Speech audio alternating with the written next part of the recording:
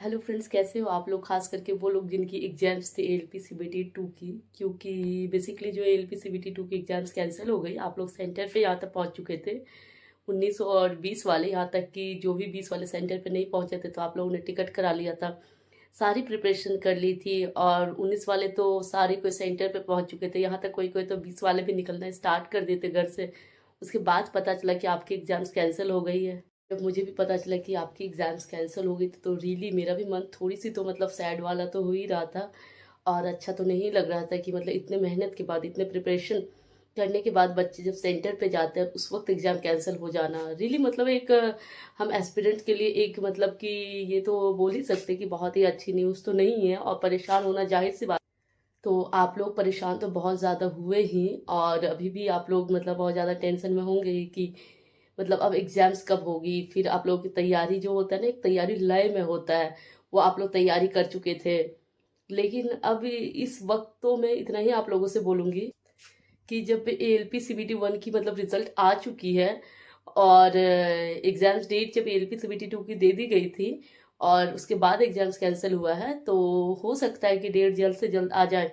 और आप लोगों को इस वक्त इतना ही रखना है कि हिम्मत रखना है और अच्छे से तैयारी करना है, तैयारी में कमी नहीं करना है। क्योंकि जैसे ही रैंडम आप लोग तैयारी छोड़ देते हो, तुरंत न्यू एग्जाम डेट दे देती है, तो फिर आप लोग उस वक्त घबरा जाओगे।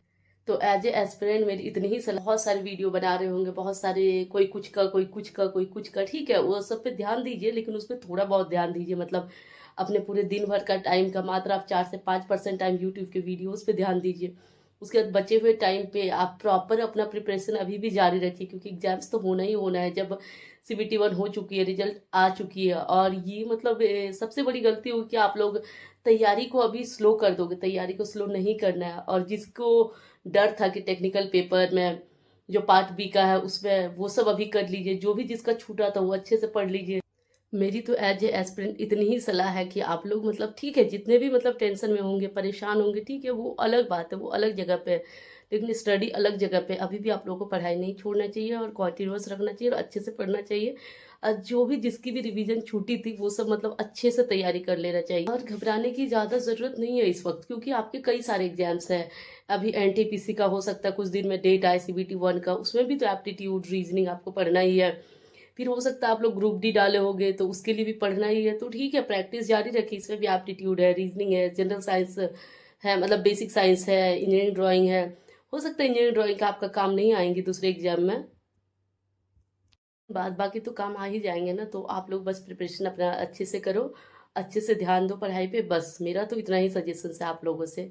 हाँ, बाद बाकी जितने भी टेंशन हो रहे, लो वो टेंशन एक जगह, अपनी पढ़ाई एक जगह। और इस बार जब भी एग्जाम्स हो आप लोगों को बस सिलेक्शन लेना है। चलिए, तो हमारे प्यारे एएलपी एस्पिरेंट के लिए इतना ही। फिर अब डिस्कस करते हैं दूसरे एग्जाम्स रिगार्डिंग एनटीपीसी का, अगर आप तैयारी करते हो, या ग्रुप डी का। जो भी बच्चे ग्रुप डी का एग्जाम्स दे रहे होंगे और जिन्होंने फॉर्म डाला होगा, तो उन लोगों को अभी से प्रिपरेशन अच्छे से स्टार्ट कर देनी चाहिए। क्योंकि उसमें जो सबसे ज़्यादा आप लोगों को पढ़ना है वो आपको जनरल साइंस पढ़ना है और जीके पढ़ना है। और जनरल साइंस और जीके मतलब एक दिन की चीज़ नहीं है। अब से आप लोगों को जनरल साइंस और जीके पे कमांड बना लेना चाहिए। क्योंकि अब आप लोग देख रहे होंगे अभी टेक्नीशियन ग्रेड 3 का जो मतलब, और ग्रेड 1 का जो कट ऑफ आई, मतलब कितनी हाई, मतलब वो कट ऑफ आ रही है और सिलेक्शन कितना हाई में होगा। तो यही सोच के आप लोगों को अब से तैयारी स्टार्ट कर देनी चाहिए। क्योंकि एस्पिरेंट का तो अच्छे अच्छे एस्पिरेंट का कमी तो नहीं है, बच्चे तो बहुत पढ़ ही रहे हैं। क्योंकि जॉब तो सबको चाहिए, काफ़ी दिन दिन बाद वैकेंसीज आती है। आप ही सोचिए ना, कितने दिन बाद वैकेंसीज आती है।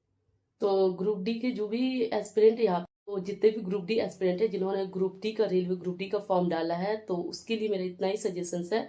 आप लोग जनरल साइंस पे कमांड बनाइए और जीके पे कमांड बनाइए।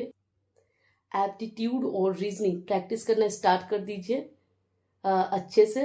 उसके बाद जो है प्रीवियस ईयर मॉक लगाइए। प्रीवियस ईयर मॉक बहुत ज़्यादा ज़रूरी होता है। ग्रुप डी में बहुत सारे क्वेश्चंस का रिपीटेशन प्रीवियस ईयर से होता है। उसके बाद आप लोग प्रीवियस ईयर पेपर बनाइए, क्योंकि ग्रुप डी के एग्जाम से प्रीवियस ईयर पेपर से बहुत ज़्यादा रिपीटेशन देखने को मिलती है। तो मॉक अवश्य लगाइए।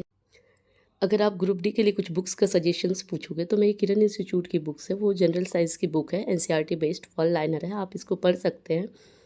और ये जो रेलवे सामान्य विज्ञान है 2018 से 2023 प्रीवियस ईयर, ये प्रीवियस ईयर आप लगा सकते हैं। इसके साथ साथ यहाँ पे आप देख सकते हैं, इसमें जीके और जीएस दोनों ही है, दोनों प्रीवियस ईयर सॉल्व पेपर है। ये बुक पढ़ने के बाद और एनसीईआरटी से थ्योरी कंप्लीट करने के बाद आप इस बुक्स को भी मतलब प्रीवियस ईयर को लगा सकते हैं, इस बुक्स को भी लगा सकते हैं।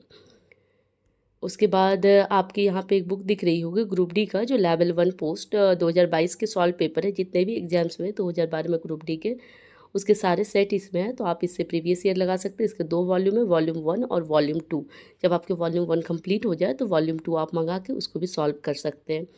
ये आपके एग्जाम्स के लिए, ग्रुप डी एग्जाम्स के लिए काफ़ी यूज़फुल होंगे। ये किरण इंस्टीट्यूट ऑफ करियर एक्सीलेंस की है। और अगर आप लोग ग्रुप डी पे ध्यान दे रहे हैं तो ऑब्वियसली आपकी जीके अच्छी हो जाएगी, जीएस अच्छी हो जाएगी, और वही जीके आपका एनटीपीसी में काम आ जाएगा। बस आपको इतना ही करना है कि प्रीवियस ईयर मॉक एनटीपीसी का लगाना है, ग्रुप डी का लगाना है, दोनों का लगाना है। दोनों का पैटर्न देखना है कि ग्रुप डी में क्वेश्चन पूछने का जीके का क्या लेवल है और एनटीपीसी में क्या लेवल है। बस लेवल को थोड़ा सा अप कर लेना है। उसके साथ साथ आप लोगों को एनटीपीसी के लिए करंट अफेयर्स बहुत ही ज़्यादा ज़रूरी है, क्योंकि डिपार्टमेंटल एग्जाम्स भी जीडीसी का जो होता है वो एनटीपीसी के तरह ही होता है, सेम टू सेम पैटर्न जो सीबीटी 1 का। तो उसमें भी काफ़ी सारे करंट अफेयर्स थे। तो करंट अफेयर्स मतलब बहुत ज़्यादा ज़रूरी हो जाता है। तो आपके 10 से 12 करंट अफेयर्स रहेंगे 40 में। तो आपको जो मतलब एकदम लेटेस्ट जो 8 मंथ का है वो तो देख ही लेना। उसके बाद 3-4 मंथ का ऐसे ही उसके पिछले 3-4 मंथ का बस नॉर्मल वे से देखना है। चलिए बात बाकी किसी और वीडियो में डिस्कस करते हैं। आज की वीडियो में इतना ही, मिलते हैं नेक्स्ट वीडियो में। तब तक के लिए बाय बाय, टेक केयर।